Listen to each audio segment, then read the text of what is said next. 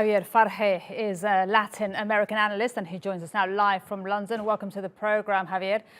What do you expect to come out of these talks? Well, some analysts believe that the expectations are low. However, the position of both sides have changed a lot since the last time they met a couple of years ago, in which case they are slightly weaker than they were before, and that might encourage them to reach an agreement. What do I mean by that? The opposition is not solidly unified.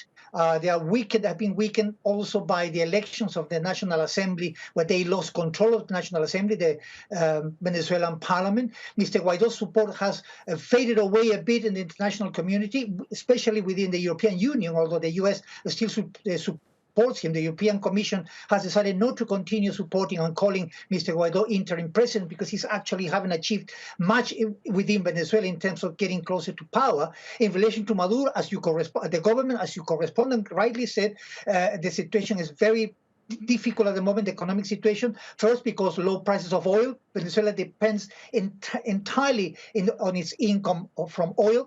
You have the sanctions that the US have implemented, but also the COVID-19 crisis have actually made things worse. And the government has lost some support, but they still have some support among the working classes. So this position of relative weakness of both sides may encourage them to reach an agreement, especially since Joe Biden has prepared to revise the sanctions against Venezuela. That's my next question, the sanctions. How likely could that be for them to be removed on Venezuela and on President Maduro and his team?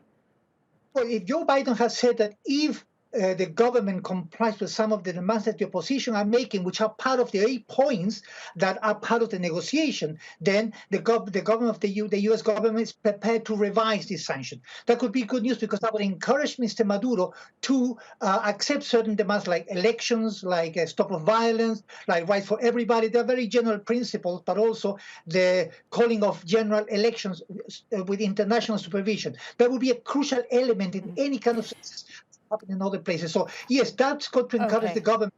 Javier, what has all of this done to the Venezuelan people? The Venezuelan people are demoralized. They're suffering the consequences of the economic crisis and COVID-19. There's been some levels of cooperation between the opposition and the government in terms of vaccination of the population, although it's limited to that. People are demoralized. The poverty is growing. Inflation is high.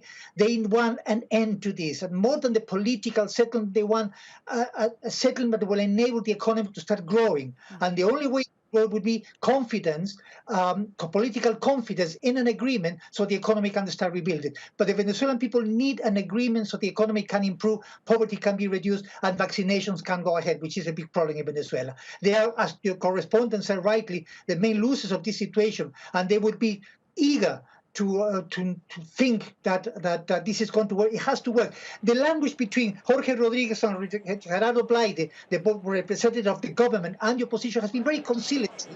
Statement of intent yesterday, negotiations, is encouraging, actually. That's what we need, encouragement and good news for Venezuela. Thank you so much, Javier Farje, live from London. We appreciate it.